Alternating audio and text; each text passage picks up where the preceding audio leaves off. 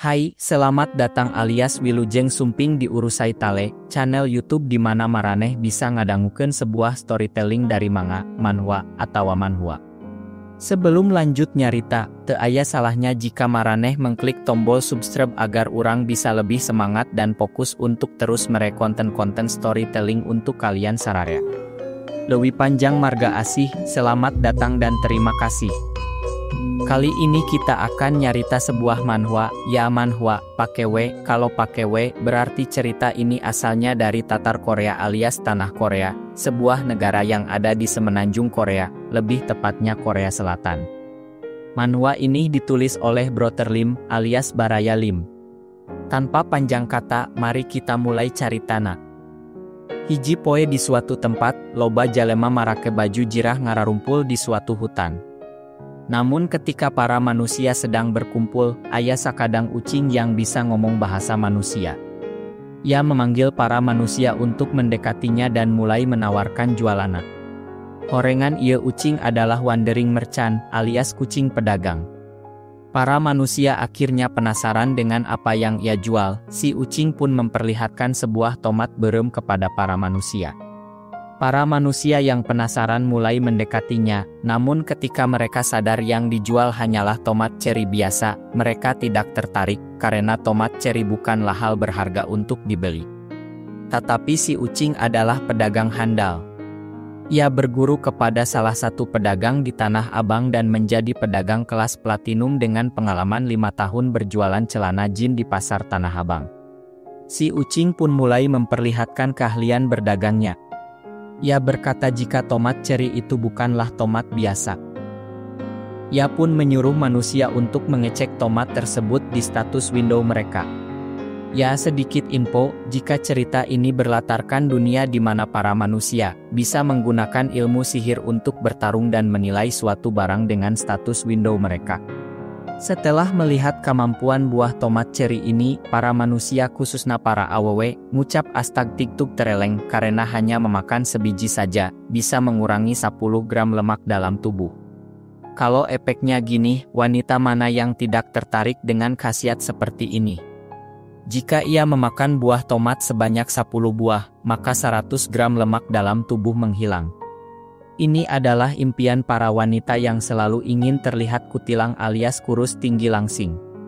Sakatika para wanita mulai meminta lebih banyak buah tomat ceri jeung dibeli, karena hargana oge murah ukur satengah koin manara. Selain para wanita yang ingin memborong, ada juga lelaki yang bertanya dari mana buah ini berasal. Namun si ucing berkata, ini mah rahasia pedagang, ucap si ucing. Di lokasi lain ada lelaki yang sedang memetik tomat ceri yang sama seperti si ucing jual. Sepertinya ia adalah petani tomat tadi, dengan dibantu sakadang kalinci putih nu lucu. Jigana emang bener, manehna adalah petani tomat ceri ajaib tadi. Karena si kalinci membawa sagorobag tomat ceri hasil panen poe ieu. Lalaki tadi juga mengajak kalinci untuk beristirahat, teu hilap ia membuat jus dari tomat dan madu. Madu murni yang langsung keluar dari mulut sang lebah. Asa rada kumaha kitunya, mun langsung keluar tina waos teh. Oke lanjut. Ia pun mulai mengocok-ngocok tumbler kalau kata anak korporat SCBD mah, dan tak lupa ia membagi jus tomat tersebut ke si kalinci. Yang dimana bukan 1 atau 2 ekor, melainkan genep siki kalinci putih yang ikut minum dan istirahat bersama si petani. Namun, ketika sedang enak minum jus, sebuah notifikasi window keluar, sebuah tulisan yang aneh tertulis dari manajemen menara. Sepertinya si petani ini menanam buah tomat ceri tersebut di sebuah menara gitu, dan ada manajer yang mengawasi si petani. Horengan si manajer hoyong kebagian jus nikmat buatan si petani eta, dan si petani pun berjanji akan membuatkan jus tomat untuk si manajer. Tak lama datang si ucing menuju si petani, dan terungkaplah nama petani lelaki ini bernama Sejun, dan nama si ucing adalah T. Sekarang lelaki petani kita panggil Sejun. Si ucing dan Sejun bungah, karena tomat cerinya ludes terjual, dan mendapatkan 100 koin. Sejun juga terlupa memberikan elusan ke si ucing dan memberikan hadiah, akan menjadikannya bos selama sajam. Setelah mendapatkan hasil yang besar dari dagang tomat ceri, Sejun tidak lupa membuat satu garis atau tanda di dinding, di mana tanda tersebut adalah jumlah hari ia sudah ada di sana. Ternyata Sejun sudah 150 poi ada di sana, dan ia juga mengenalkan nama lengkapnya, yaitu Pak Sejun, dan pekerjaan dia adalah petani tower. Semua kejadian aneh ini dimulai 10 tahun lalu.